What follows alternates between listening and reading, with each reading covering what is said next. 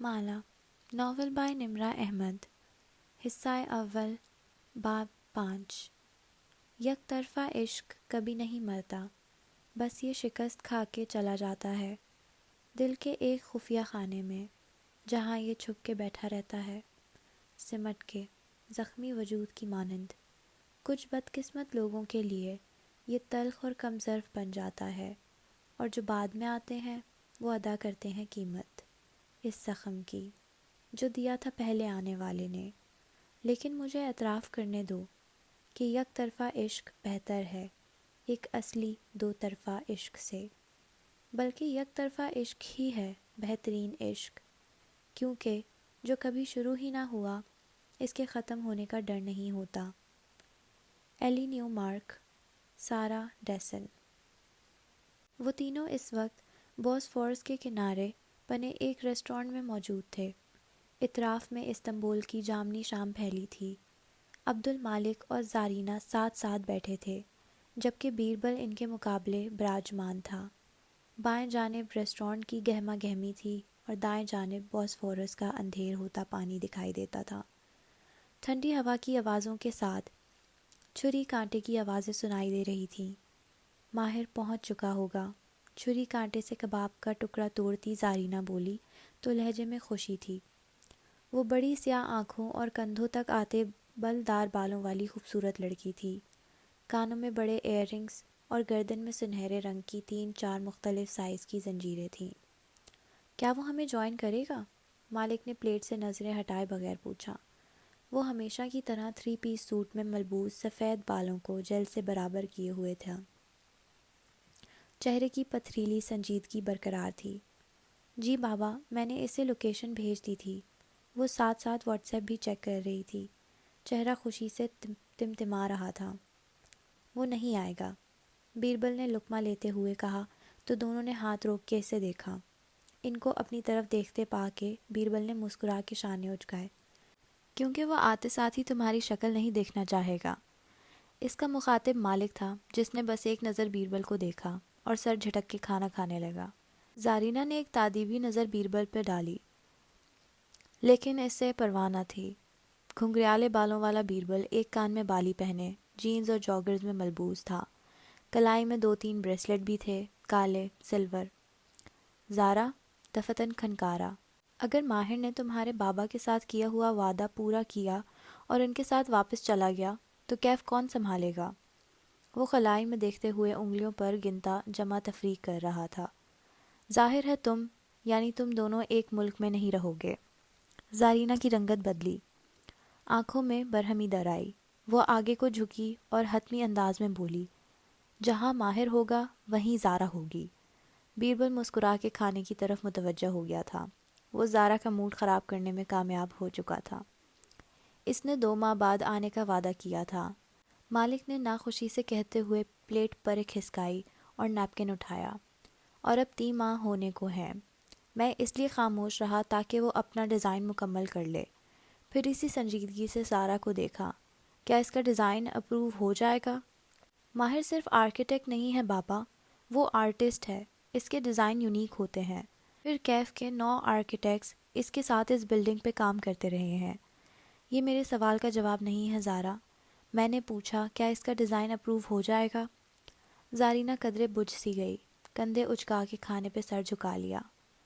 میں کیف کے معاملات ڈنر ٹیبلز پہ شیئر نہیں کر سکتی، یعنی تمہیں اس کے ڈیزائن پہ تحفظات ہیں۔ مالک نیپکن سے ہاتھ صاف کرتے ہوئے سرد لہجے میں کہہ رہا تھا۔ بیربل نے دلچسپی سے اسے دیکھا۔ مالک، تم تھکتے نہیں ہو ایک روبوٹ کی طرح زندگی گزارتے ہوئے؟ مالک نے سفید ابرو اٹھا کے اپنے بھتیجے کو دیکھا جو ہمیشہ اسے مایوس کرتا تھا۔ تم نہیں تھکتے اپنے باپ کا پیسہ اڑاتے ہوئے؟ بیربل نے ہنس کے شانے اچکا دیے۔ تم اور ماہر کبھی مجھ سے خوش نہیں ہوگے، اس لیے میں اپنی زندگی 2 روبوٹس کو خوش کرنے میں نہیں گزار سکتا۔ زارا نے تادیبی نظروں سے اسے دیکھا، لیکن وہ ٹیک لگائے ایک بازو کرسی کی پشت پر پھیلائے محفوظ سا کہہ رہا تھا، میرا باپ، میرا بھائی اور میرے چچا، مالک کی طرف اشارہ کیا، تم سب روبوٹس ہو، پیسہ کماتے ہو، پیسہ گنتے ہو، تمہاری کوئی زندگی نہیں ہے۔ پھر سینے پر انگلی سے دستک دی، میری ہے۔ ماہر ہمارے خاندان کا وارث ہے، مالک سپاٹ نظروں سے دیکھتے ہوئے اسے کہہ رہا تھا۔ وہ تمہاری طرح پیسہ اور وقت ضائع نہیں کرتا۔ استنبول ایئرپورٹ کی ایگزٹ پہ ایک سیاہ کار موجود تھی۔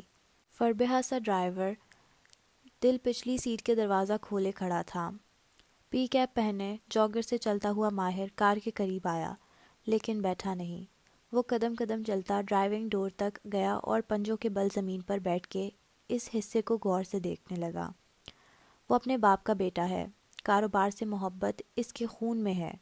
وہ سیدھا کھڑا ہوا اور دروازہ کھولے کھڑے اردل کے مقابل آ رکا، گھور کے اسے دیکھا۔ میں یہ نہیں پوچھوں گا کہ کار کہیں لگی ہے، میں پوچھوں گا کہ کار کس سے لگی ہے۔ اردل نے جلدی سے نظریں جھکا دیں۔ مجھ سے لگی ہے ماہر بے، آپ میری تنخواہ سے سارا نقصان پورا کر لیجئے گا۔ ماہر نے سمجھ کے سر ہلایا، یعنی بیربل سے لگی ہے، بیٹھو۔ ہماری انویسٹمنٹ ہولڈنگ کو اس نے اپنے باپ کی طرح سنبھال رکھا تھا۔ لوگ ماہر فرید کو اپنا پیسہ دیتے تھے تاکہ وہ اس کو انویسٹ کرے۔ کار سرخ پل کے اوپر سے گزر رہی تھی اور وہ کھڑکی سے باہر دیکھ رہا تھا۔ پی کیب اب ساتھ والی سیٹ پر رکھی تھی اور اس کے بال ماتھے پر بکھرے تھے۔ استنبول اداس لگتا تھا، اپنے اندر کی طرح۔ وہ دوسرے انسانوں کا پیسہ بھی انویسٹ کرتا ہے، بہترین جگہ پہ اثاثے خریدتا ہے اور پھر وہ انہیں درست وقت پہ بیچتا ہے۔ ماہر کے اندر وہ کلر انسٹنکٹ ہے جو کاروبار کرنے کے لیے چاہیے ہوتی ہے۔ اپنے اپارٹمنٹ کی بیل پر اس نے ہاتھ رکھا ہی تھا کہ دروازہ کھل گیا۔ اسکارف اور اسکرٹ میں ملبوس ادھیڑ عمر ہاؤس کیپر فیضی نے مسکرا کے اس کا استقبال کیا۔ ماہر نے ایک نظر اس پہ ڈالی اور پھر مڑ کے فربیہ ڈرائیور کو دیکھا جس کا کوٹ پھنسا ہوا لگ رہا تھا۔ ماشاء اللہ، تم دونوں کی صحت بتا رہی ہے کہ بیربل کی بیکری کے کیکس میرے گھر آتے رہے ہیں، مسکرا کے کہتے ہوئے وہ اندر داخل ہوا اور شو ریک پر جوتے اتارے۔ اردل اور فیضی نے ایک دوسرے کو دیکھا۔ اب کیا کریں؟ اور اس کا بخت بلند ہے، وہ جس چیز میں ہاتھ ڈالتا ہے اسے سونا بنا دیتا ہے۔ پیسہ بخت سے آتا ہے بیربل۔ وہ تمہاری طرح ایک فلاپ بیکری میں پیسہ ڈبو کے کلیش نہیں ہو جاتا، اور نہ ہی تن سے کہا، اور نہ ہی ایسا ہے کہ بیکری اس کے خرچے اٹھانے کے لیے ناکافی ہو جائے اور اس کا اصل خرچہ اپنے باپ کے کاروبار سے آنے والے ماہانہ الاؤنس پہ ہو۔ بیربل نے نیپکن سے ہاتھ صاف کرتے ہوئے مسکرا کے اسے دیکھا۔ کہہ لو جو کہنا ہے، کہہ لو، مجھے کون سا فرق پڑتا ہے۔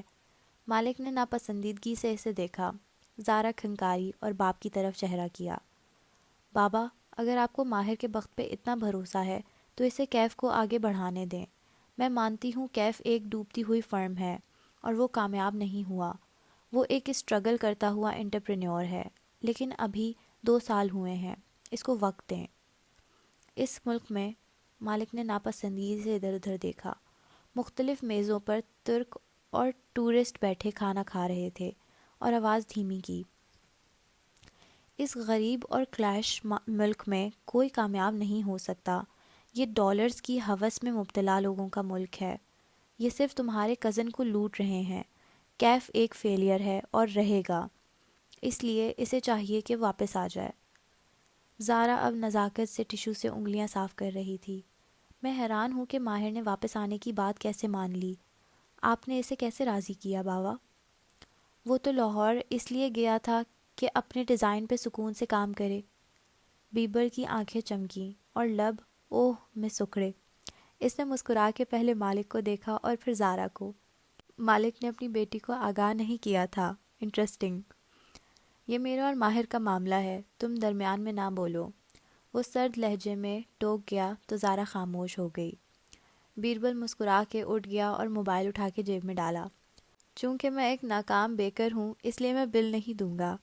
مالک کو دیکھتے ہوئے ایک آنکھ دبائی۔ اب چلتا ہوں، ماہر پہنچ گیا ہوگا، اور زارا کو ہاتھ ہلاتے ہوئے آگے بڑھ گیا۔ مالک نے ناراضگی سے اسے جاتے دیکھا۔ وہ بڑبڑایا، ڈس اپوائنٹمنٹ۔ زارینہ نے مسکرا کے اسے الوداعی ہاتھ ہلایا اور پھر سوچتی نظروں سے باپ کو دیکھا۔ مالک کا چہرہ ہمیشہ کی طرح ٹھنڈا اور بے تاثر تھا۔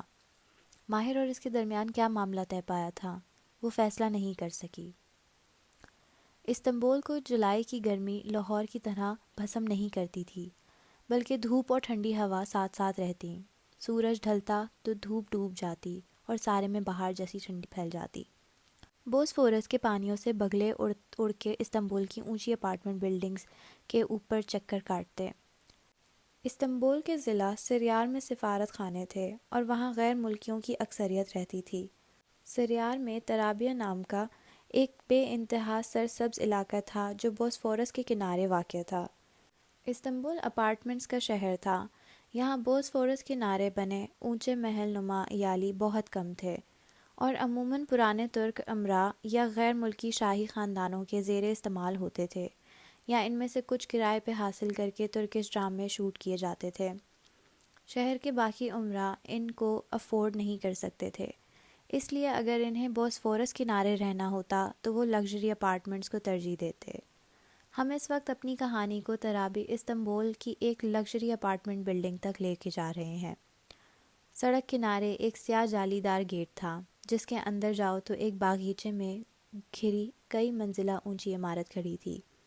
عمارت کی بالائی ترین منزل پر ٹپلیکس پینٹ ہاؤس بنے تھے، یعنی 2 منزلہ اپارٹمنٹس، باہر سے اپارٹمنٹ اور اندر سے جیسے 2 منزلہ گھر ہو۔ ایک پینٹ ہاؤس اپارٹمنٹ کے باہر فرید لار کی تختی لگی تھی، فریدز۔ بیربل گھر میں داخل ہوا تو ہمیشہ کی طرح سامنے ایک سفید راہداری نظر آئی جو لیونگ روم تک جاتی تھی۔ اس نے رک کے جوتوں کے اسٹینڈ پر جاگرز اتارے اور چابیاں ہاتھ میں گھماتا ننگے پیروں سے آگے آیا۔ سامنے ایک وسیع لیونگ روم تھا۔ ایک طرف 2 منزلہ اونچی گلاس وال تھی جس کے پردے سیاہ اور سفید تھے۔ اس وقت وہ ہٹے ہوئے تھے اور ان کے پار بوسفورس کا سیاہ پانی اور کنارے پہ کھڑی کشتیاں نظر آتی تھیں۔ لیونگ روم میں ہر چیز سفید اور سیاہ رنگ میں مزین کی گئی تھی، وہاں کوئی تیسرا رنگ نہ تھا۔ ایک طرف لکڑی کا سیاہ سفید زینہ اوپر جاتا تھا جہاں ایک منی لاؤنج بنا تھا اور وہاں بیربل کا کمرہ بھی تھا، لیکن ابھی وہ اس کمرے میں نہیں جا سکتا تھا، اسے تفتیش کے ایک کڑے مرحلے سے گزرنا تھا۔ لیونگ روم میں ایل کی شکل میں سیاہ رنگ کے طویل صوفے رکھے تھے۔ سامنے ایک آتش دان تھا جس کے آگے 2 سیاہ ونگ چیئرز رکھی تھیں۔ بیربل نے لیونگ روم میں قدم رکھا تو سامنے ماہر فرید بیٹھا نظر آیا۔ وہ ٹانگ پر ٹانگ جمائے ننگے پیروں سے وہاں بیٹھا تھا۔ پی کیپ میز پر رکھی تھی اور اس کی شیو بڑی ہوئی تھی۔ خوش آمدید برو۔ بیربل مسکرا کے قریب آیا لیکن ماہر نے وہیں سے ہاتھ اٹھا کے اسے روک دیا۔ اس کا چہرہ سنجیدہ تھا۔ وہ درمیان میں رک گیا، بظاہر ناسمجھی سے اسے دیکھا۔ میری کار پر ایک ڈینٹ ہے، جیسے یہ کہیں لگی ہو اور بعد میں مرمت کر کے اسے مٹانے کی کوشش کی گئی ہو۔ اردل بالکل دھیان نہیں رکھتا تمہاری کار کا، وہ سینے پر بازو لپیٹے افسوس سے بولا۔ ماہر نے ابرو اٹھائی۔ اردل؟ اور یہاں؟ اس نے آتش دان کی طرف اشارہ کیا۔ ایک سفید سوان رکھی تھی جو مجھے کسی نے تحفے میں دی تھی، وہ غائب ہے۔ پھر اس نے سامنے بنے سفید اوپن کچن کی طرف اشارہ کیا، لیونگ روم کے پردوں کی طرف اشارہ کیا۔ ادھر ایک کارنر لیمپ تھا جو اب موجود نہیں ہے۔ فیضی خانم؟ بیربل اسی سنجیدگی سے پریشان کھڑی ہاؤس کیپر کی طرف گھوما۔ ماہر کچھ پوچھ رہا ہے، آپ کیوں گھر کا خیال نہیں رکھتی؟ فیضی خانم نے بے بسی سے باری باری دونوں بھائیوں کو دیکھا، پھر ندامت سے سر جھکایا۔ یہ سب مجھ سے ٹوٹا ہے ماہر بے۔ یقیناً آپ سے ٹوٹا ہے فیضی خانم، ماہر نے بیربل کو دیکھتے ہوئے بلند آواز میں کہا، اور یقیناً میری بائیک بھی آپ ہی باہر لے کر گئی ہوں گی۔ اس کی جی پی ایس ہسٹری بتا رہی ہے کہ میرے پیچھے وہ کئی دفعہ استعمال کی گئی ہے۔ مگر بیربل کے اطمینان میں فرق نہیں آیا۔ اس نے افسوس سے فیضی خانم کو دیکھا۔ اس عمر میں کیا شوق پال لیے ہیں آپ نے؟ فیضی نے اب کی دفعہ شدید ناراضی سے بیربل کو دیکھا۔ وہ کچھ کہتی لیکن ماہر کا اگلا سوال آ چکا تھا۔ ونگ چیئر پہ تو کوئی نہیں بیٹھا؟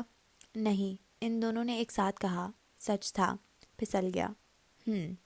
ماہر نے اس بات میں سر ہلا دیا اور مڑ کے آتش دان کے ساتھ رکھی خالی چیئرز کو دیکھا۔ ان پر بیٹھنے کی کسی کو اجازت نہ تھی۔ یہ ماہر فرید کا ایک ایسا اصول تھا جس کی پابندی کرنا کسی کے لیے مشکل نہیں تھا۔ ونگ چیئرز ٹی وی سے بہت دور تھیں، کسی کو وہاں بیٹھنے کی ضرورت بھی نہ تھی، نہ ہی ماہر وہاں خود بیٹھتا تھا۔ تفتیش مکمل ہو گئی ہو تو میں بیٹھ جاؤں؟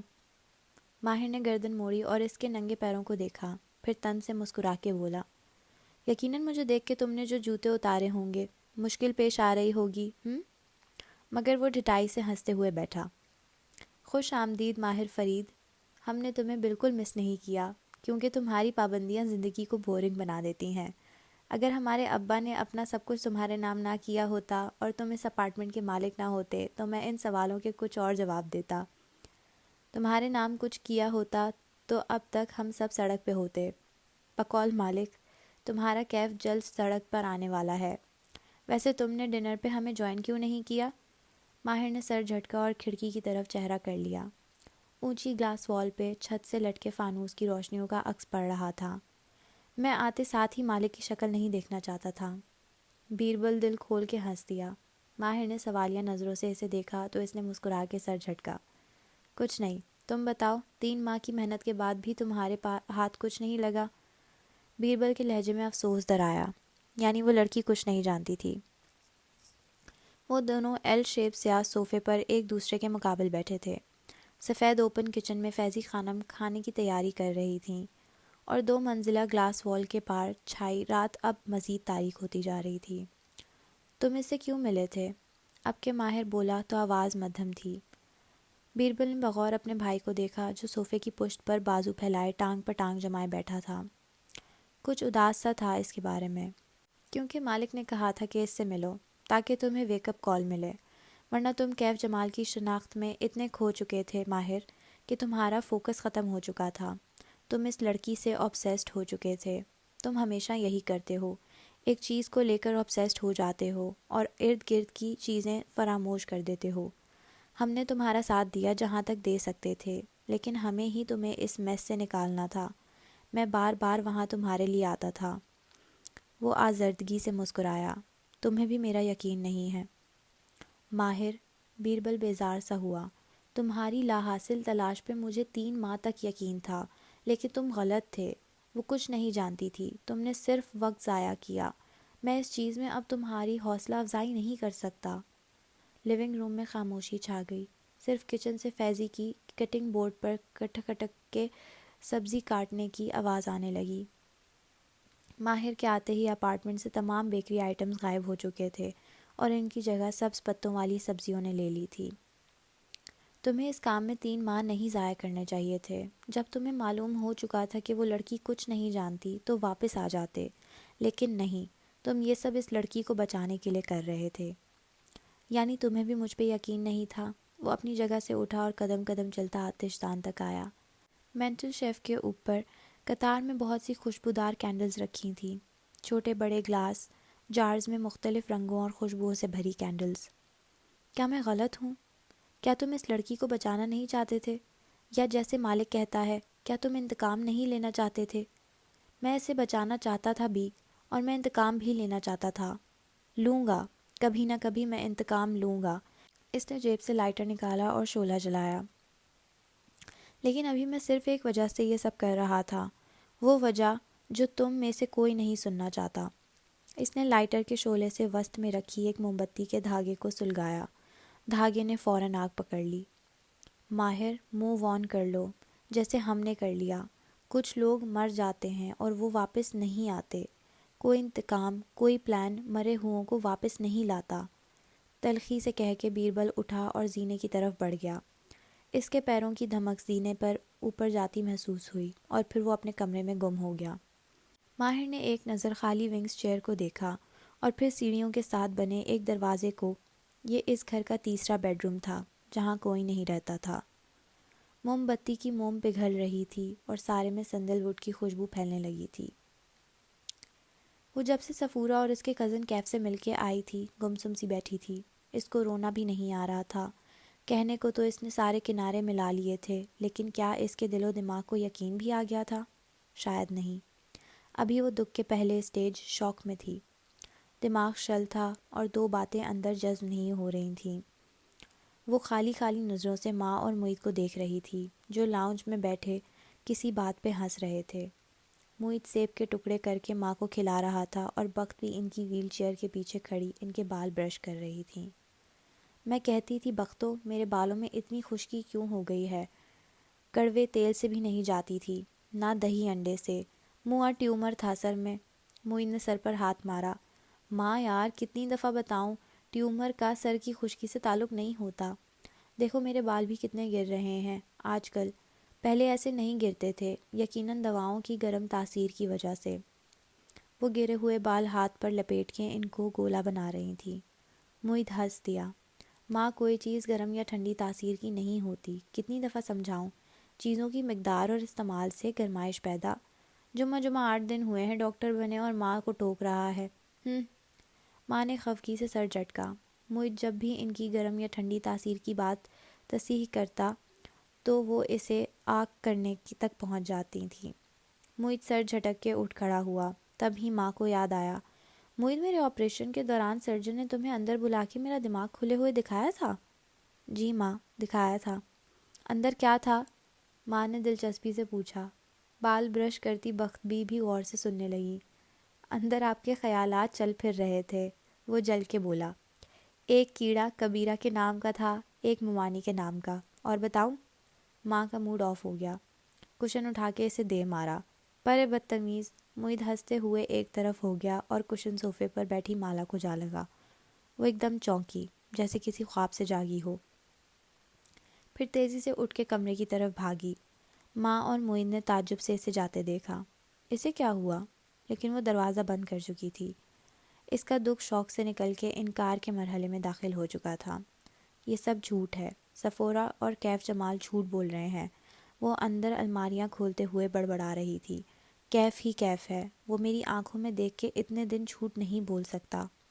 ایک پرس کے اندر سے بالآخر سے اسے وہ مل گیا، کیف کے اپارٹمنٹ کا کارڈ۔ اس نے وقت دیکھا، نہ کسی کے سوال کا جواب دیا، بس لاؤنج میں بیٹھے معید اور ماں کو کام سے جا رہی ہوں کہہ کے باہر نکل گئی۔ اپارٹمنٹ بلڈنگ کی طرف ڈرائیو کرتے ہوئے مالا کے چہرے پر پریشانی تھی۔ اس کا دکھ انکار سے اگلے مرحلے تکلیف اور گلٹ میں داخل ہو چکا تھا۔ اگر وہ ماہر فرید تھا اور کیف جمال نہیں تو اس نے مالا کو کیوں نہیں بتایا؟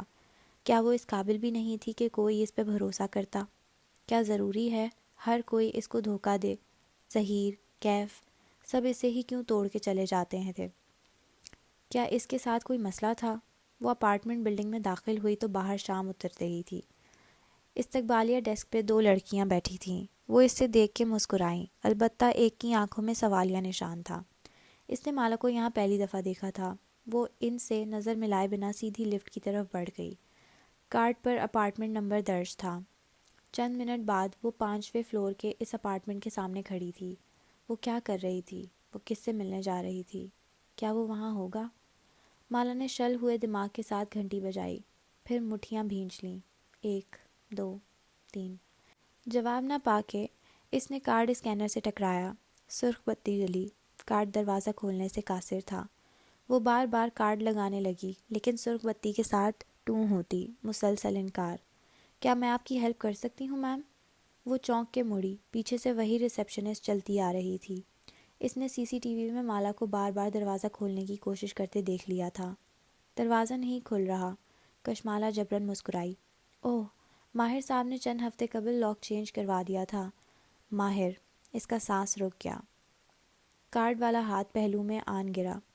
چند لمحے کے لیے وہ بالکل سن رہ گئی، پھر غصے کی ایک شدید لہر اس کے اندر اٹھی۔ وہ سوائے اس کے ہر ایک کے لیے ماہر تھا۔ اور کہاں ہے ماہر؟ ان کی فلائٹ تھی کل استنبول کی۔ ان کا پرنٹر کام نہیں کر رہا تھا، سو انہوں نے سفری کاغذات مجھ سے پرنٹ کروائے تھے۔ ساتھ ہی اس نے وضاحت کی۔ استنبول! مالا نے ابرو اٹھائی۔ انکار کا مرحلہ گزر چکا تھا۔ بالآخر صفورہ اور کیف جمال کی باتیں اندر جذب ہونے لگی تھیں۔ کیا آپ یہ دروازہ میرے لیے کھول سکتی ہیں؟ ماہر صاحب مجھے جانتے ہیں۔ لڑکی نے شانے اچکائے۔ میں ایسے دروازہ نہیں کھول سکتی، یہ مالک صاحب کا اپارٹمنٹ ہے، مجھے ماہر یا مالک سے پوچھنا پڑے گا۔ اگر آپ چاہیں تو میں انہیں ابھی کال کر لیتی ہوں۔ مالا چند لمحے اسے دیکھتی رہی، پھر اسی سنجیدگی سے بولی، انہیں کال ضرور کریں، لیکن اپارٹمنٹ کھلوانے کے لیے نہیں، میرا ایک پیغام دینے کے لیے۔ وہ ایک ایک لفظ پہ زور دے کر کہہ رہی تھی۔ ماہر فرید سے کہنا کشمالہ مبین آئی تھی، بس اتنا کافی ہے۔ کارڈ وہیں پھینکا اور تیز قدموں سے لفٹ کی طرف بڑھ گئی۔ ریسیپشنسٹ نے آرام سے اسے جاتے دیکھا اور شانے اچکا دیے۔ امرا کے ان اپارٹمنٹس میں یہ قصے عام تھے۔ مرد اپنی گرل فرینڈز کو اپارٹمنٹ لے کر دے دیتے اور ان سے ملنے آتے رہتے، پھر کسی دن اچانک سے بیوی آ کے اپارٹمنٹ کھلوانے کی فساد برپا کر دیتی، دھمکیاں دیتی تھی۔ چونکہ اس اپارٹمنٹ میں کوئی عورت نہیں رہتی تھی اس لیے اسے کسی ہنگامے کی توقع نہیں تھی، لیکن پھر بھی ان کا عملہ اس چیز میں تربیت یافتہ تھا۔ اس کے جاتے ہی ریسیپشنسٹ نیچے آئی اور فون کا ریسیور اٹھایا۔ عبد المالک فرید کو کال ملائیں، وہ عام سے انداز میں کہہ رہی تھی۔ انکار کے بعد غصے کی باری تھی۔ یہ دکھ کا تیسرا سٹیج تھا۔ گھر کی طرف ڈرائیو کرتے ہوئے اس کے ہاتھ غصے سے کپ کپا رہے تھے۔ یہ سب کیسے ہو گیا اس کے ساتھ؟ وہ اس کو کبھی معاف نہیں کرے گی۔ اس نے کیسے اسے اتنا بڑا دھوکہ دے دیا؟ ساتھ ہی وہ بار بار اپنا فون بھی چیک کر رہی تھی۔ شاید وہ میسج کر دے، شاید وہ کال کر لے اور اسے بتا دے کہ وہ یہ سب غلط فہمی ہے۔ اسے سودے بازی کا مرحلہ کہتے ہیں، جو غصے کے ساتھ منسلک ہوتا ہے۔ کچھ ایسا موزانہ ہو جائے جو یہ ثابت کر دے کہ ماہر فرید کوئی نہیں تھا، وہ کیف جمال ہی تھا، گھنی دھوپ میں ہمیشہ اس کا سایہ بننے والا، نہ کہ پیروں تلے اسے زمین کھینچنے والا۔ کمرے میں آ کے اس نے دروازہ بند کیا اور وہیں زمین پر بیٹھتی گئی۔ ایک دم سے آنکھوں سے آنسوؤں کا ریلا بہنے لگا۔ آنسوؤں کو بالآخر یقیناً آ گیا تھا کہ ان کی منزل باہر بہہ جانے میں تھی۔ وہ نکلے اور پھر نہیں رکے۔ وہ وہیں بیٹھ کے رونے لگی۔ انکار، غصہ، سودے بازی، سب آنسوؤں میں بہہ گیا۔ اور اب سب سے طویل مرحلہ شروع ہونا تھا، ڈپریشن اور درد کا مرحلہ۔ یہ تم نے کیا کیا کیف؟ میری آنکھوں میں دیکھ کے تم نے اتنے عرصے تک جھوٹ بولتے رہے، یہ تم نے کیسے کر لیا؟ کتنا پتھر دل تھا تمہارا؟ وہ بار بار کیف کو مخاطب کر رہی تھی۔ وہ کہیں بھی نہیں تھا اور وہ ہر جگہ تھا۔ یہ ایسا دکھ جو اندر سے کاٹتا تھا۔ روح ایسی چھلنی ہوئی کہ اسے لگا وہ اپنے پیروں پر کھڑی نہیں ہو سکے گی۔ جانے کب وہ روتے روتے اپنے بیڈ پر جا کے لیٹ گئی اور منہ سر لپیٹ لیا۔ جب جاگی تو جسم بخار میں پھینک رہا تھا اور معید اسے ڈرپ لگا رہا تھا۔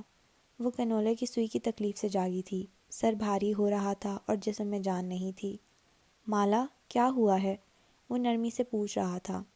اس نے ایک نظر بازو میں پیوست سوئی کو دیکھا اور دوسری نظر اوپر اسٹینڈ پر لگی ڈرپ پہ ڈالی۔ آنکھیں ابھی تک بھیگی ہوئی تھیں۔ اس نے جواب نہیں دیا، بس کروٹ کے بل لیٹے لیٹے وہ رونے لگی، ایک دم زور زور سے۔ ماں اس کے ساتھ لیٹی ہوئی تھی، کروٹ اس کی طرف موڑے وہ پیار سے اس کا کندھا تپکنے لگیں۔ میری پیاری بیٹی، میری بہادر بیٹی، نہ رو، اب تو میں ٹھیک ہوں۔ مالا مزید اونچی آواز سے رونے لگی۔ بیٹے میں ٹھیک ہوں اب۔ ماں کی بھی آنکھوں میں آنسو آ گئے۔ معید بھی یہی سمجھا کہ وہ ماں کے لیے پریشان ہے۔ مالا، ماں ٹھیک ہے، تم کیوں پریشان ہوتی ہو؟ مگر اس نے جواب نہیں دیا۔ وہ اونچا اونچا رو رہی تھی، جیسے بچے روتے ہیں، اور بچے ایسے اس لیے روتے ہیں کہ وہ تکلیف کو سمجھ نہیں پاتے، نہ اپنے احساسات کو۔ جب وہ کسی سچویشن کو ڈیل نہ کر سکیں تو رونے لگ جاتے ہیں، جیسے رو کے وہ اپنے مسئلے فکس کر لیں گے، اور پھر رو رو کے وہ سو جاتے ہیں اور جب جاگتے ہیں تو ان کو اپنا مسئلہ بھول چکا ہوتا ہے۔ لیکن وہ بچہ نہیں تھی، وہ رو رو کے دوبارہ سو گئی تھی، اور جب جاگی تو اس کو اپنا مسئلہ نہیں بھولا تھا۔ اس کے آنسو خشک ہو چکے تھے اور ہونٹ خاموش تھے، لیکن دل میں ایک کرب، ایک تکلیف کا بیج جڑ پکڑ چکا تھا، اور کشمالہ جانتی تھی کہ اب وہ ساری زندگی اس کرب سے پیچھا نہیں چھڑا سکے گی۔ وہ کسی پہ اعتبار نہیں کر سکے گی، مکمل اعتبار، اور وہ کسی سے اتنی نفرت نہیں کر سکے گی جتنی اسے ماہر فرید سے محسوس ہوتی تھی۔ جب کوئی انسان دھوکہ کھاتا ہے تو اس کا اعتبار صرف دھوکے باز سے نہیں بڑھ جاتا، بلکہ وہ اگلے ملنے والے ہر انسان کے لیے ڈیمیج ہو جاتا ہے۔ ماہر فرید نے اسے ڈیمیج کر دیا تھا۔ ڈاکٹر رائد کے اسلامک سینٹر میں اس روز ماہی نے ان سے وعدہ کیا تھا کہ وہ ان سے ایک طویل گفتگو کرنے دوبارہ ضرور آئے گی، لیکن وہ نہیں جا سکی۔ ڈاکٹر رائد نے اسے جو مسنون دعائیں اور کلمات کی کاپی تھمائی تھی وہ اس کو اگلے چند روز پڑھنی تھیں، یہاں تک کہ ماں ٹھیک ہونے لگیں اور مابینہ کو لگا کہ اسے اس جادو اور جنات کے معاملے میں مزید نہیں پڑھنا چاہیے، اس کو اس سب کو نظر انداز کر دینا چاہیے۔ زیادہ وہم بھی اچھا نہیں ہوتا تھا۔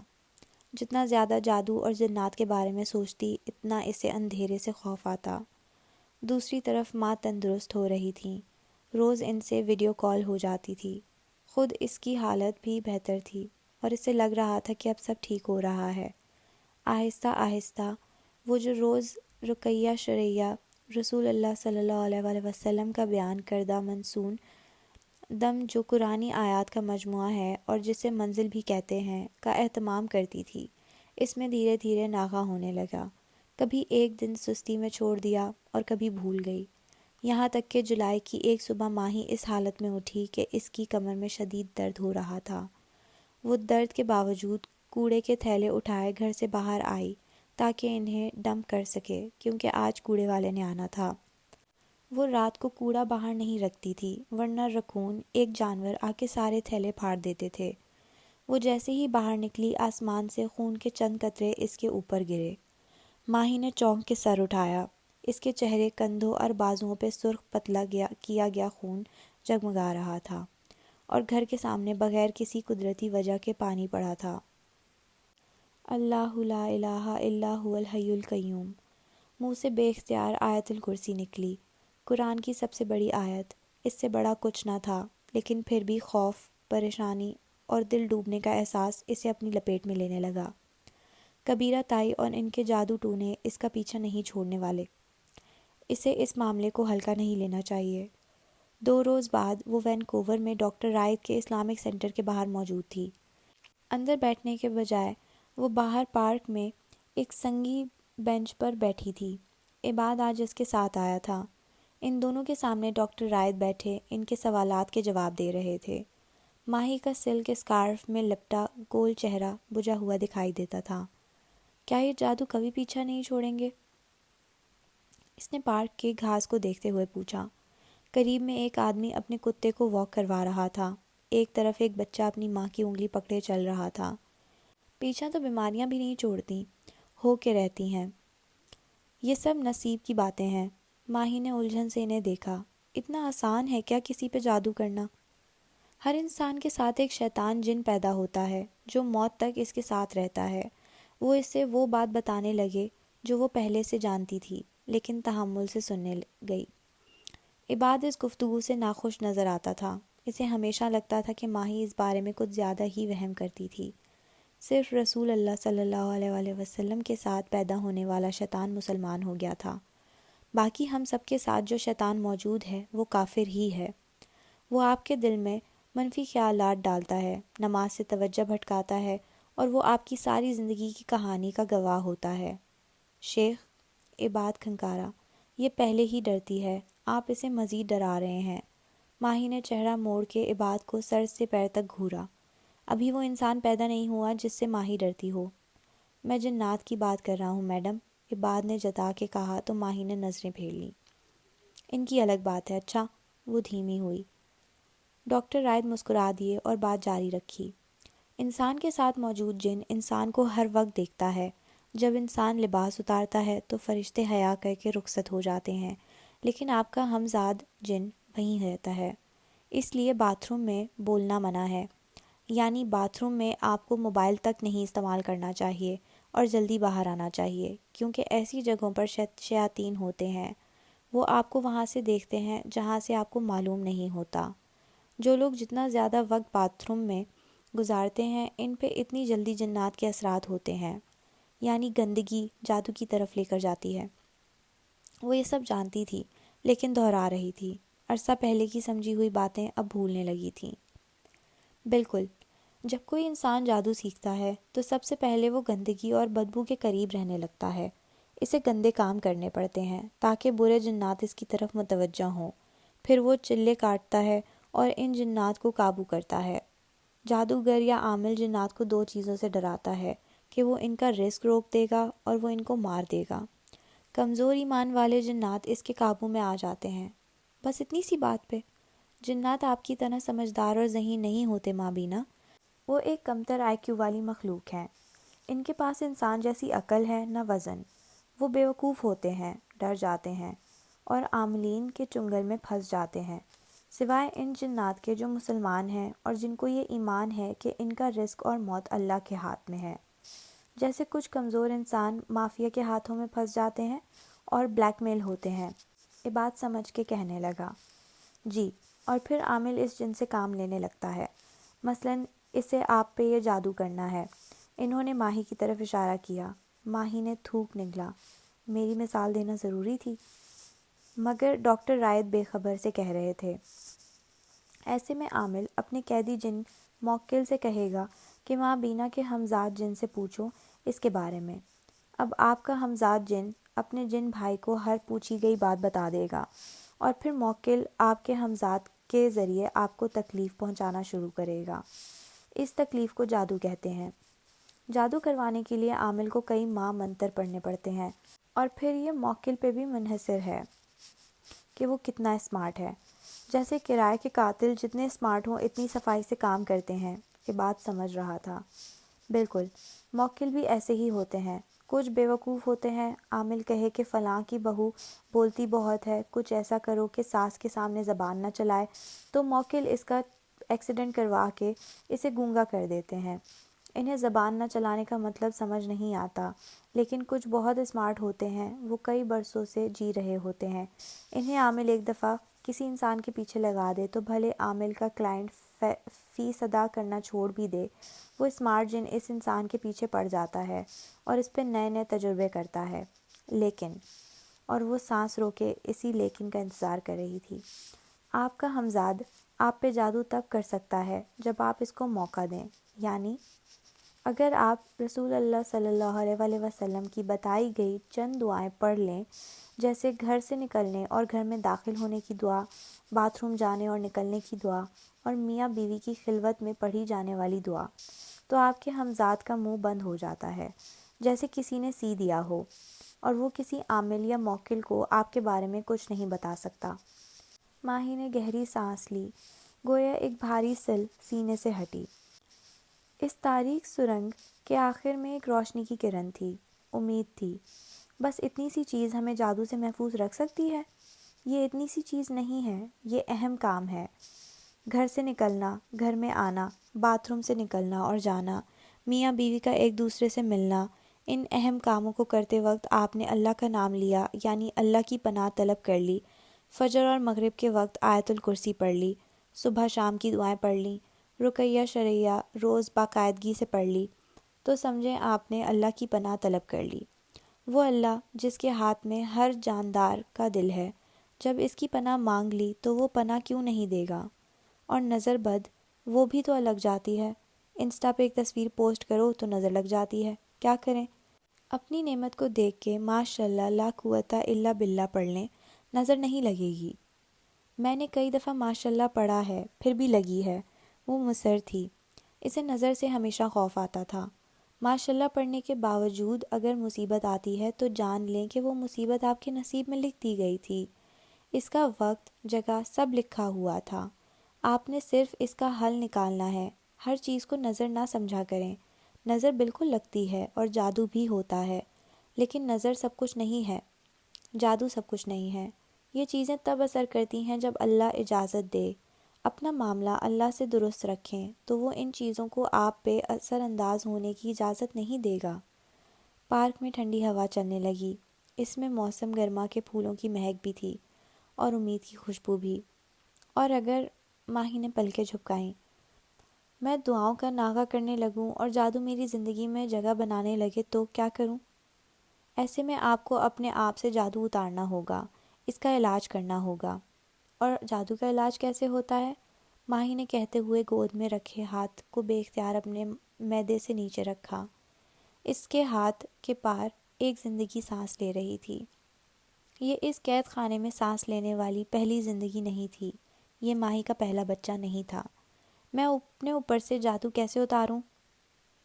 ڈاکٹر رائد نے گہری سانس لی۔ عباد اور مہبینہ جواب کے منتظر تھے۔ یہ سوال ان کے لیے بہت اہم تھا۔ کبیرہ سعدان کے آفس میں اس وقت تناؤ پھیلا تھا۔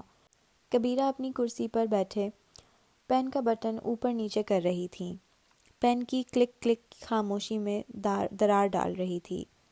وہ زرد رنگ کے کافتان میں ملبوس تھیں، بوائے کٹ بال، کانوں میں دمکتے موتی، گردن میں ہیروں کی لڑی، خوب کالی کر کے بنائی گئی، اسموکی آئیز جن میں سارے زمانے کی ناراضی بھری تھی۔ کبیرہ ناخوش تھیں اور برہم بھی۔ نگینہ کی ایک رشتہ دار مجھے بتا رہی تھی کہ زیاد اور کشمالہ کا رشتہ طے ہونے والا ہے۔ میز کے اس پار بیٹھی مہمان خاتون نے افسردگی سے اطلاع دی۔ مہمان بھورے سنہرے سیدھے بالوں والی ان کی ہم عمر خاتون تھی، جس نے لون کا کامدار جوڑا اور گردن میں قیمتی پتھروں کی مالا پہن رکھی تھی۔ کوچ کا برانڈڈ بیگ میز پر رکھا تھا، ساتھ کافی اور سینڈوچ بھی رکھے تھے جنہیں دونوں خواتین نے نہیں چھوا تھا۔ کیا کروں میں اس نگینہ کا؟ وہ پیٹر مسیح تو اب کسی کام کا نہیں رہا۔ کبیرہ نے زور سے پین کی نپ ٹیبل میٹ میں گاڑ دی، آنکھوں سے شرار چھوٹ رہے تھے۔ زیاد کا رشتہ عنایہ سے ہونا چاہیے تھا، لیکن نہیں، جو کام کروانا چاہوں حورِ جہاں کی بیٹیاں درمیان میں آ جاتی ہیں، اوپر سے وہ تندرست ہو رہی ہے۔ اس کی آواز آہستہ ہوئی۔ مہمان فرزین بیگم نے تعجب سے ابرو اٹھایا۔ اتنے سخت جادو کے باوجود؟ وہی تو نہیں سمجھ میں آ رہا، ماہی کا بچہ بھی ہونے والا ہے، 2.5 ماہ رہ گئے ہیں، اب کیا خاک مس کیریج ہوگا اس کا؟ فرزین بیگم نے ٹھنڈی سانس بھری۔ پیٹر مسیح کے پاس کوئی تو حل ہوگا۔ کہتا ہے نگینہ اور ماہی دونوں پہ اس کا جادو نہیں چل رہا، کیونکہ وہ پڑھائی بہت کرتی ہے۔ کبیرہ، فرزین کھنکاری، کیا ضروری ہے کہ تم زیاد کو ہی اپنا داماد بناؤ؟ اور بھی اچھے لڑکے؟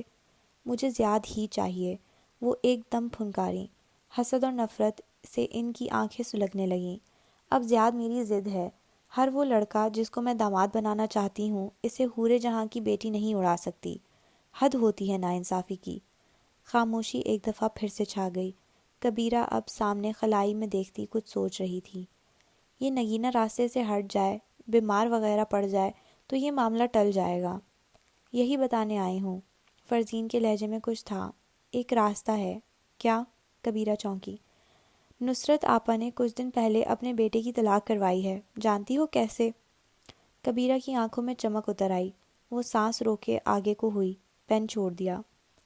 کیسے نہیں، کس سے؟ وہ ہلکی سی مسکرائی۔ فرزین بھی مسکرائیں۔ واغا بارڈر کے قریب ایک عامل ہے، بہت پہنچا ہوا ہے، مسلمان ہے اور اس کی پاور بہت زیادہ ہے۔ پاور کا لفظ جادوگر اور عاملین کے اپنے جادو کی طاقت کے لیے استعمال کرتے تھے۔ وہ جتنے کامیاب جادو کرواتے ہیں، مثلاً طلاقیں، اتنی ان کی پاور بڑھتی ہے اور ہر اگلا جادو جلد اثر کرتا ہے۔ نصرت آپا کی بہو بھی بہت پڑھائیاں کرتی تھی، حافظ قرآن تھی، لیکن انہوں نے ایک ہفتے میں اس پہ ایسا عمل کروایا کہ بیٹے نے 3 طلاقیں لکھ دیں۔ یہ پیٹر مسیح جیسے مہینوں پڑھائی کرنے والے لوگ آؤٹ ڈیٹڈ ہیں کبیرہ۔ ان سے بہتر بندہ مل گیا ہے ہمیں۔ اس کے پاس کوئی بہت شاطر سا موکل جن ہے جو سینکڑوں سال سے جادو کرتا آ رہا ہے، ہفتے میں کام کروا دیتا ہے۔ کبیرہ کا چہرہ جوش سے تمتمانے لگا۔ مجھے اس کے پاس لے چلو۔ ایسے کیسے؟ پہلے اپوائنٹمنٹ لینی پڑتی ہے۔ فرزین نے آنکھیں گھمائی اور موبائل نکالا۔ اگلے ہفتے کی لے لیتی ہوں، ہر ایک سے نہیں ملتا وہ، اور ایسے جلدی جلدی عمل کرتا ہے کہ بس۔ ہاں پیسے بہت لے گا، لیکن تم اس کے پاس جاؤ اور پھر دیکھو۔ تمہاری دشمن کی دونوں بیٹیوں کو ایک ایک ہفتے میں نہ اجاڑ دے تو جو چور کی سزا وہ میری سزا۔ فرزین موبائل کے بٹن دباتی مسکراتی ہوئی کہہ رہی تھیں۔ وہ بریگیڈیئر کی بیوی تھیں اور ان کے پاس پیسے کی فراوانی تھی۔ انسان پیسہ کماتا ہے اچھا کھانے کے لیے، جب اچھا کھانا افورڈ کر سکے تو وہ اچھا پہننا چاہتا ہے، جب یہ بھی ہو جائے تو وہ اپنا فون اور پھر اپنی سواری اپ گریڈ کرتا ہے، اس کے بعد وہ اپنی رہائش کو خوبصورت بناتا ہے، یہ بھی ہو جائے تو وہ دنیا گھومتا ہے۔ فرزین اور کبیرہ کے پاس اتنا پیسہ تھا کہ وہ دنیا گھوم چکی تھیں۔ اس کے بعد اگلا مرحلہ ہوتا ہے طاقت حاصل کرنے کا۔ کچھ لوگ ہر شے پانے کے بعد انسانیت کو اپنی طاقت بناتے ہیں اور سوشل ورک کرنے لگتے ہیں۔ کچھ اپنی روح کو طاقتور کرنے کے لیے دین کی طرف نکل پڑتے ہیں اور کچھ طاقت کے لیے سیاست کا رخ کرتے ہیں۔ جو یہ سب نہ کرنا چاہیں وہ دوسروں کی زندگیوں کو اپنی طاقت سے کنٹرول کرنا چاہتے ہیں، اور عاملوں کا کاروبار یہی لوگ چمکاتے ہیں۔ تیرابیہ سریار میں واقع ماہر فرید کے ڈپلیکس اپارٹمنٹ سے چند کلومیٹر کے فاصلے پر بیشکتاش کا علاقہ شروع ہوتا تھا۔ بیشکتاش اپنے فٹ بال کلب کے لیے دنیا بھر میں مشہور ہے، لیکن استنبول کے لوگ میں یہ اپنے کاروباری مراکز کے لیے معروف ہے۔ یہاں صبح جلد ہوتی ہے اور رات دیر سے۔ بیشکتاش میں لیونت نامی علاقہ شہر کا پریمیم بزنس ہب ہے۔ یہاں سڑک کنارے اونچی نیچی عمارتیں اور شاپنگ پلازے بنے ہیں۔ ہر کارنر پر ایک کافی شاپ ہے جہاں سے کافی کے بھرے ہوئے کپ لیے بغیر لوگ اپنے کام کی طرف رخ نہیں کرتے۔ اس صبح بھی بہت سے لوگ بھاپ اڑاتی کافی پکڑے شاپ سے نکل رہے تھے۔ شبنم بھی ان میں سے ایک تھی۔ شبنم دبلی پتلی سی پستہ قد لڑکی تھی۔ بال کس کے جوڑے میں بندھے تھے اور آنکھوں پر بڑا سا چشمہ لگا تھا۔ کافی کپ لیے وہ شاپ سے نکلی اور سڑک پار کرنے لگی۔ اس نے سیاہ بلاک ہیلز پہن رکھی تھیں اور کندھوں پر بیک پیک تھا۔ سڑک پار کر کے وہ ایک گھنے درختوں سے ڈھکی اسٹریٹ کی طرف چل دی۔ مین روڈ پر بنے کاروباری مراکز پیچھے رہ گئے۔ یہ قدرے پرسکون علاقہ تھا۔ یہاں گھنے درخت تھے اور اونچی چار دیواری میں بنے ولاز۔ یہ بظاہر رہائشی کالونی لگتی تھی، لیکن دراصل یہ سب کاروباری مراکز تھے۔ ان کے مالکان نے کمرشل آفس لینے کے بجائے خاموش اور پرائیویٹ ولاز کو ترجیح دی تھی۔ چند سرسبز گلیاں عبور کر کے وہ تقریباً 8 منٹ میں ایک ولا کے سرخ زار سیاہ گیٹ کے باہر کھڑی تھی۔ واچ مین نے اسے دیکھتے ہی گیٹ کا بٹن دبایا تو وہ کھلتا چلا گیا۔ شبنم نے ایک مسکراہٹ اس کی طرف اچھالی، لیکن اس نے منہ پھیر لیا۔ اس کا موڈ اچھا نہیں تھا۔ آج کسی کا بھی نہیں ہونا تھا۔ ولا 4 منزلہ تھا اور اس کے داخلی دروازے پر بڑا بڑا کیف لکھا تھا، ایسے کہ انگریزی حرف اے کی درمیانی ڈنڈی غائب تھی اور وہ الٹا وی لگتا تھا۔ مستطیل سرمئی ولا کے ہر آفس میں ایک بڑی کھڑکی نظر آ رہی تھی۔ باہر اسٹریٹ سرسبز تھی، لیکن ولا کی 4 دیواری کے اندر نہ کوئی درخت تھا نہ پودا۔ محض سرمئی دیواریں تھیں اور سرمئی فرش، ٹھنڈا اور بے حس۔ شبنم مسکراتے ہوئے آفس کے داخلی دروازے تک آئی تو شیشے کے دروازے خود بخود کھل گئے۔ سامنے چمکتی ہوئی ریسیپشن نظر آئی جو سفید اور سیاہ رنگ میں بنی تھی۔ مرمری ڈیسک کے پیچھے بیٹھی لڑکی شبنم کو دیکھتے ہی اٹھ کھڑی ہوئی۔ شبنم، میں روز 8:30 بجے آتی تھی، آج 7:30 کیوں آئی ہوں؟ ترکش ریسیپشنسٹ ناخوشی سے شکایت کر رہی تھی۔ اس کے شکایتی لہجے کا چھوٹی سی شبنم پہ کوئی اثر نہ ہوا۔ وہ مسکرا کے آگے آئی اور ایک کہنی ڈیسک پر رکھی۔ دوسرے ہاتھ میں کافی کپ تھا۔ کیونکہ آج ہمارا باس واپس آ رہا ہے سیلین، تم پہلی دفعہ اس سے ملو گی۔ سیلین کو یہ نوکری کرتے ہوئے 1 ماہ ہوا تھا۔ ابھی تک اس کی باس سے ملاقات نہیں ہوئی تھی۔ لیونت میں 7:30 بجے اپنا آفس کون کھولتا ہے شبنم؟ وہ منہ بسورے بولی۔ وہ فارنرز جن کے پاس ڈالرز ہوں، شبنم نے یاد کروایا۔ ہاں، سیلین نے ناک سے مکھی اڑائی۔ ترکش مڈل کلاس کی طرح فارنرز کی نوکری کی اسے بھی ضرورت تھی۔ وہ ملک میں پیسہ لاتے تھے، ترکش لوگوں سے کہیں زیادہ پروفیشنل ہوتے تھے اور بہتر تنخواہ دیتے تھے، ورنہ ترکی کی گرتی ہوئی اکنامی اور بڑھتی مہنگائی میں لوکل بزنس کی نوکری کرنے سے گھر نہیں چلتے تھے۔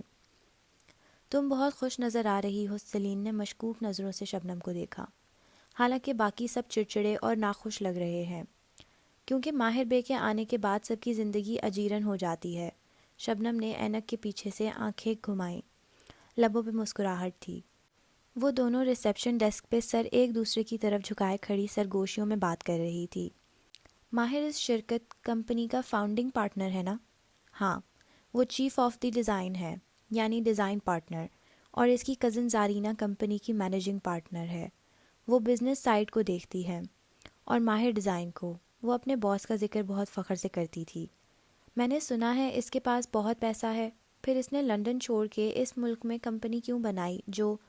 سیلین نے آنکھیں گھما کے اطراف میں دیکھا، مسلسل ڈوب رہی ہے۔ شبنم نے شانے اچکا دیے اور کافی کا گھونٹ بھرا۔ یہ تو مجھے نہیں معلوم، لیکن کیف کبھی نہ کبھی اپنے پیروں پہ ضرور کھڑا ہوگا، وہ فخر سے بولی۔ اور آج کل جس عمارت کے ڈیزائن پہ ماہر کام کر رہا ہے وہ قطر کے ایک بینک کی عمارت ہے۔ اگر ہمیں یہ پروجیکٹ مل گیا تو دیکھنا کیف اٹھ جائے گا۔ لیکن باس تو 3 مہینے سے آفس میں نہیں تھا، وہ کام کیسے کر رہا تھا؟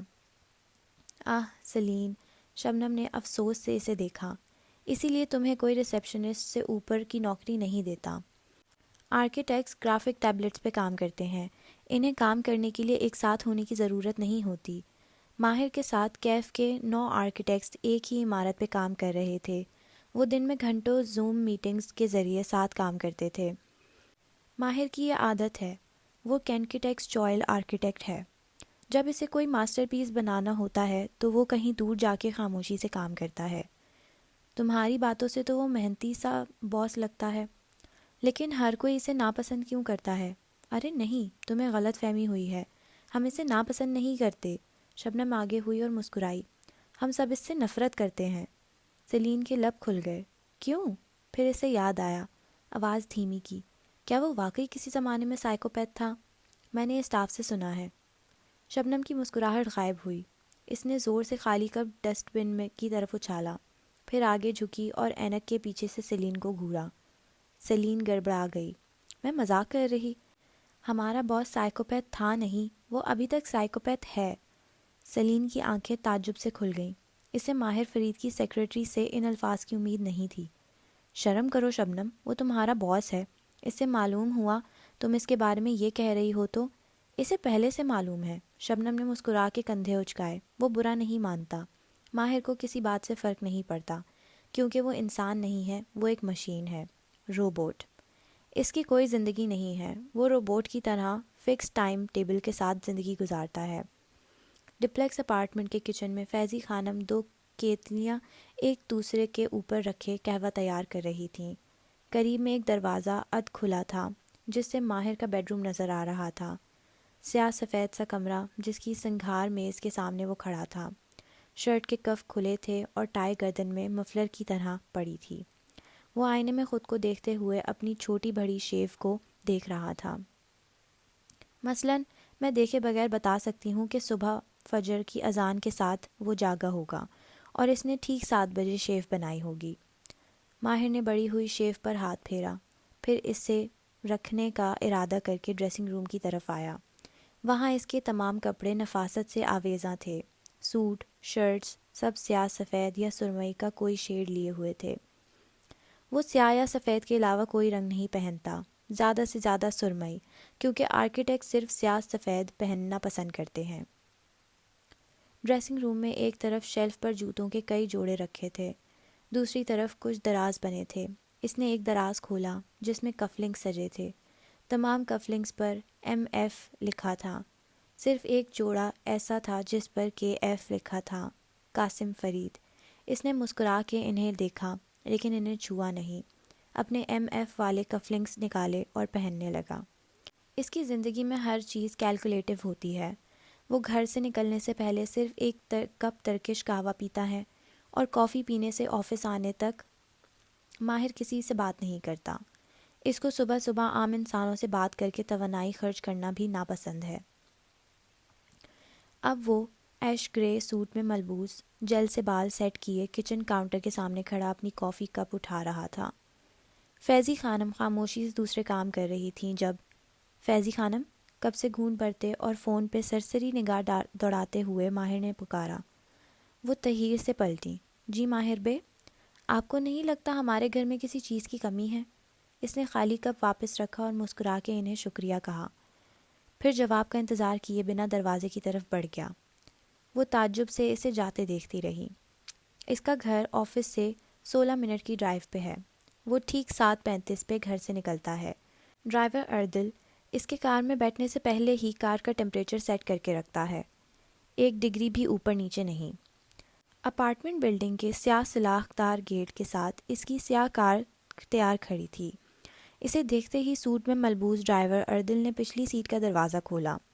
وہ موبائل پہ سر جھکائے اندر بیٹھا. وہ آفس کے راستے میں کہیں نہیں رکتا، ایک لمحے کے لیے بھی نہیں. درمیانی راستے میں وہ مخصوص پوڈ کاسٹ سنتا ہے اور فائنینشیل ٹائمز، بلومبرگ اور اسکائی نیوز کی شہ سرخیاں دیکھ لیتا ہے. اس کو صبح صبح تمام اسٹاک ریٹس اور قیمتیں معلوم ہوتی ہیں. وہ 1 منٹ بھی ضائع نہیں کرتا.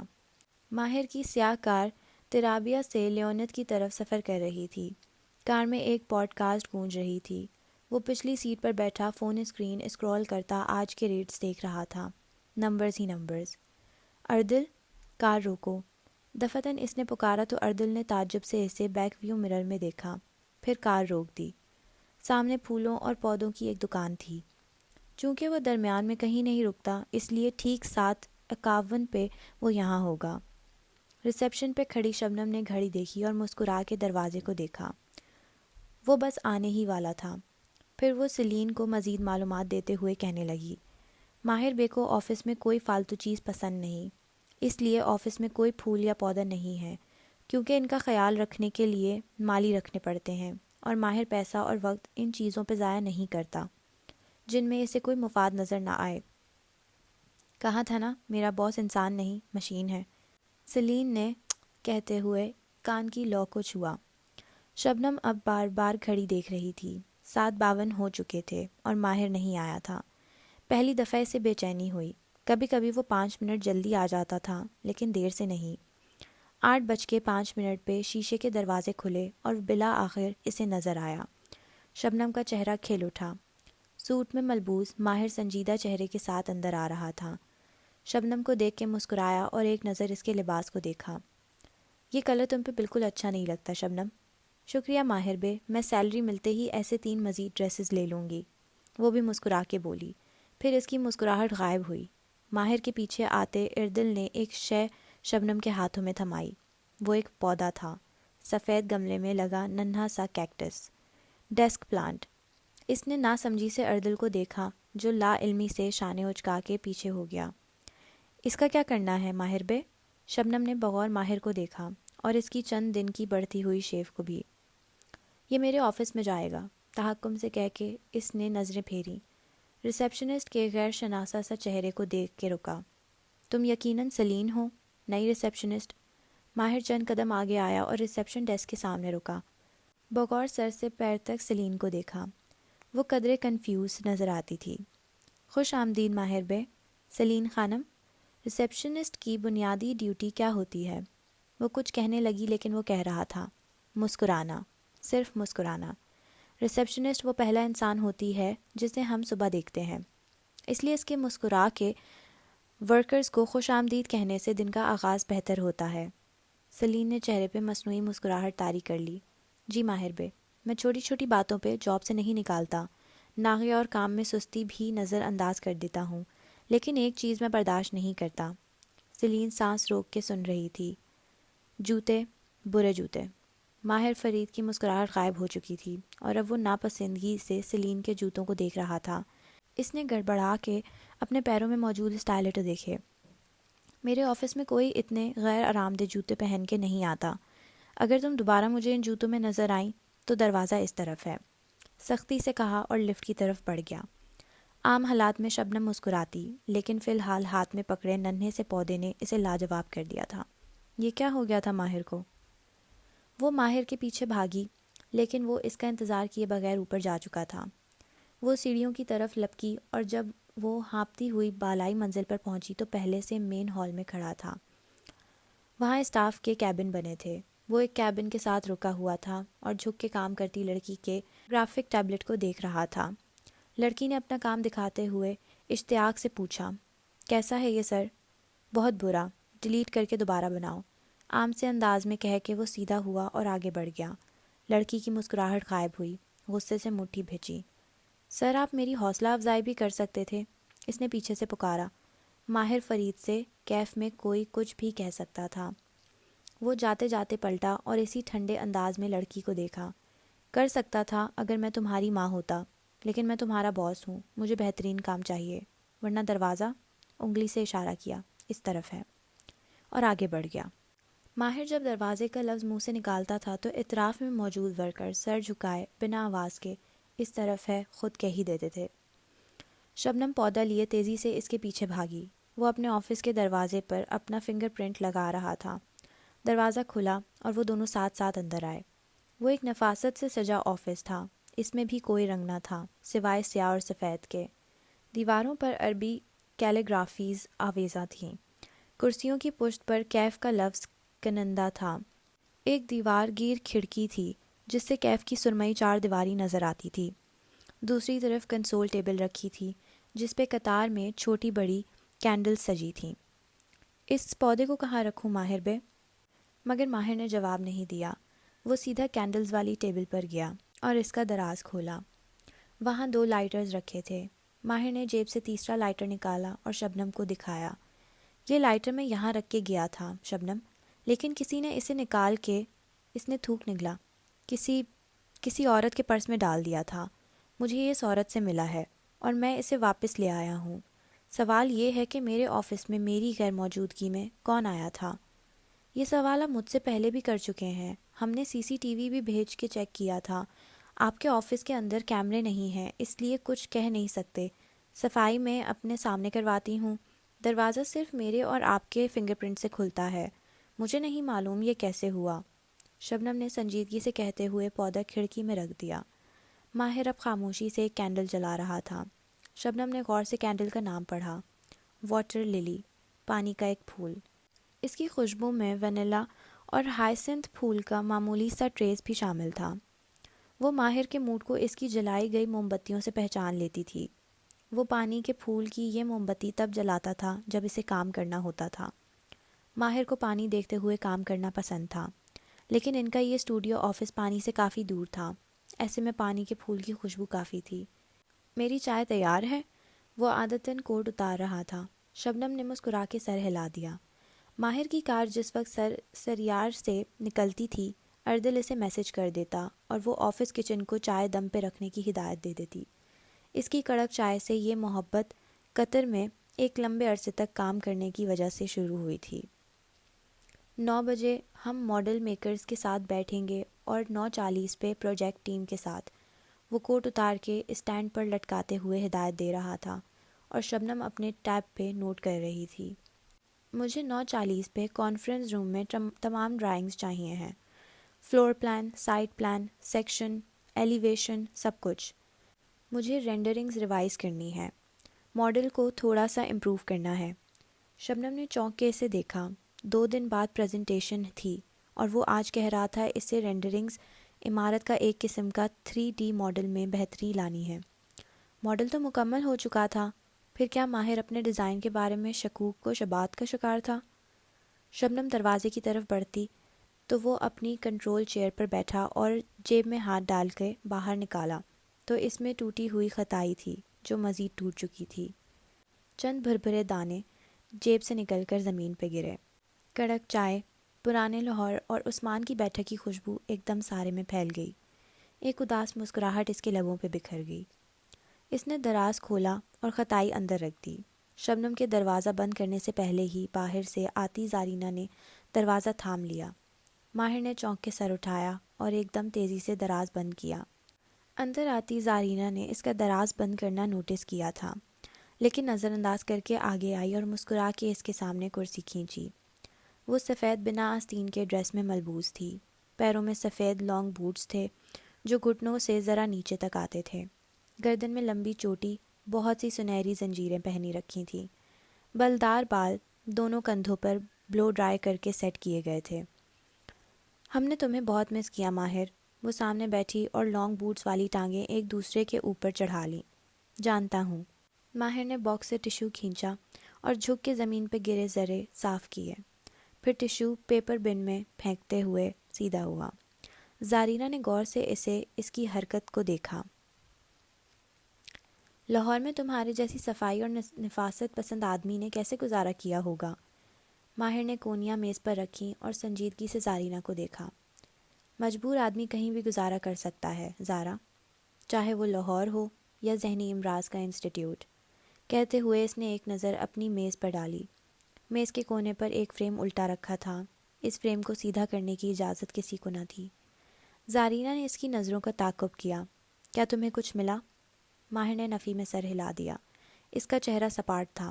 جو معلومات میں نے تمہیں بابا سے چھپا کے دی تھی، کبیرہ سادان کی، وہ کام آئیں؟ وہ نرمی سے پوچھ رہی تھی۔ اوہ نو، ماہر نے نفی میں سر ہلا دیا۔ زارینہ نے غور سے اسے دیکھا، آنکھیں چھوٹی کیے۔ وہ کھڑکی میں رکھے کیکٹس کے پودے کو دیکھ رہا تھا۔ گزشتہ 1 ماہ سے وہ ایسے ہی کٹا کٹا سا تھا، چپ بجھا ہوا۔ کیا تم واقعی بابا کے کہنے پر لندن واپس چلے جاؤ گے؟ میں نے ان سے وعدہ کیا ہے زارا، اور میں اپنی زبان سے نہیں پھرتا۔ وہ اس کی طرف دیکھے بنا اپنا سسٹم آن کر رہا تھا۔ کچھ تھا ماہر فرید میں جو بدل گیا تھا۔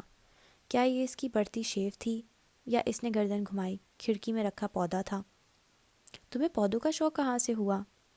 زارا، مجھے 9 بجے کی میٹنگ سے پہلے کچھ KPIs دیکھنی ہے پلیز۔ دروازے کی طرف اشارہ کیا۔ شور، تم کام کرو، زارینہ نے مصنوعی مسکراہٹ چہرے پہ سجا لی اور اٹھ کھڑی ہوئی۔ جاتے اس نے ایک نظر اس کی زد دراز پہ ضرور ڈالی تھی۔ وہ جانتی تھی ماہر لاہور کیوں گیا تھا، وہ اس کی لا حاصل تلاش سے واقف تھی، لیکن ماہر نے کہا تھا کہ اس بہانے وہ 2 ماہ خاموشی اور سکون سے اپنے ڈیزائن پہ کام بھی کرے گا۔ وہ ماہر کو جانتی تھی، وہ جہاں بھی جاتا تھا صرف کام کرتا تھا، لیکن لاہور میں کچھ ہوا تھا، کچھ ایسا جس نے اسے زارینہ اپنی بہترین دوست سے بھی دور کر دیا تھا۔